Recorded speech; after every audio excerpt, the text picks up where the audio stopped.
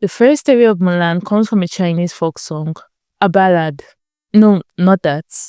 The Ballad of Mulan. And no, there is no historical record of any person like Mulan, but there have been different variations and different adaptations of this 62-line ballad. Yes, it's a 62-line poem. The whole plot, twist, fighting, romance, reflection came from just a 62-line poem.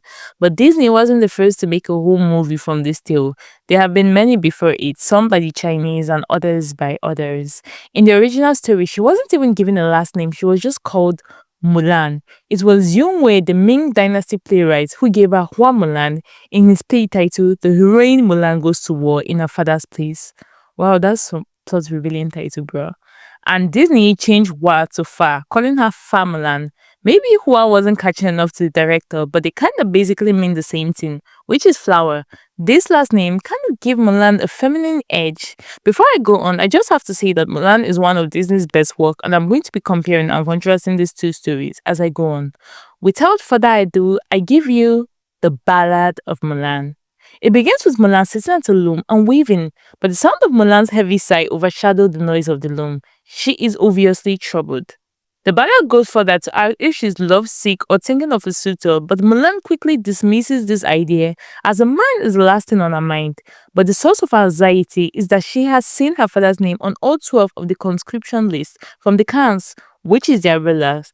Although Mulan does have a little brother here, unlike the Disney version where he's turned into a dog, she worries because he's not of eligible age to go to war in his father's stead, which means her father, her old and maybe sick father, will have to go. We all know how that will end. So she's in a dilemma. But driven by love and duty, she goes shopping. Not for feminine essential, but she goes shopping for war. For some strange reason, she buys everything from different markets. She buys a horse from the East market, buys a saddle from the West market, buys a bridle from the North market, and a long whip from the South market. Wait, can't she just get all this from one market? I don't get it.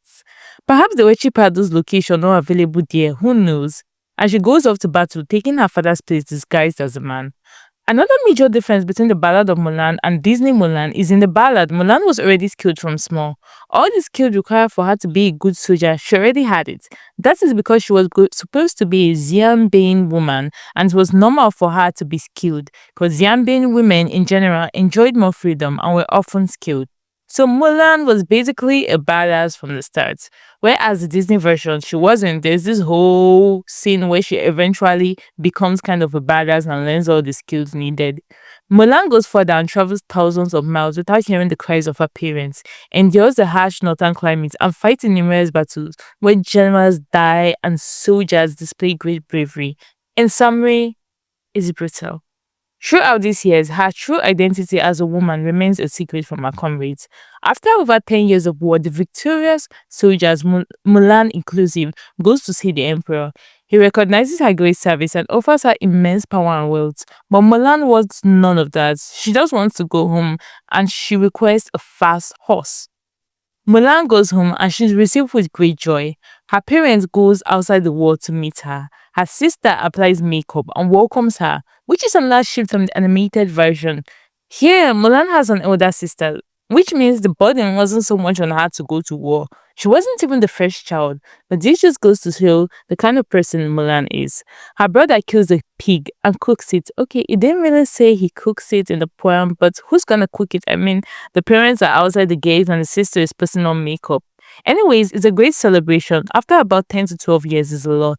Mulan decides to go back to the domestic world, take off her costume as a soldier, and take up the role of a daughter and a woman. She embraces her femininity again, puts on a pretty kimono and wears makeup. She comes out and her comrades sees her. They're appalled. They're just surprised she's been a woman all along and they haven't found out. The ballad ends with Mulan telling them a famous and clever metaphor. It goes, the he hair feet go hop and skip. The she's hair eyes are muddled and fuddled.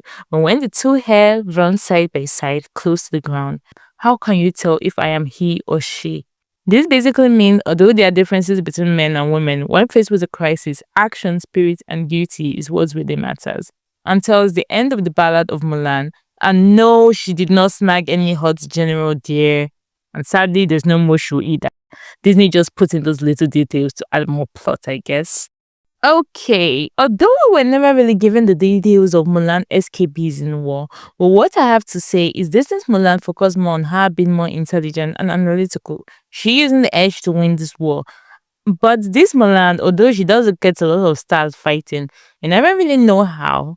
But all we know is she has always been good and she survived 12 years of battle. She must have some mean tricks up her sleeves. Disney kind of highlight the differences in strength between a man and a woman, as Mulan was disguised to be a man, she still had the mind of a woman. Comment down which one you prefer and any other variations you want me to cover. And if you like easy overview of classic tales and fairy tales, hit the subscribe button. Alright.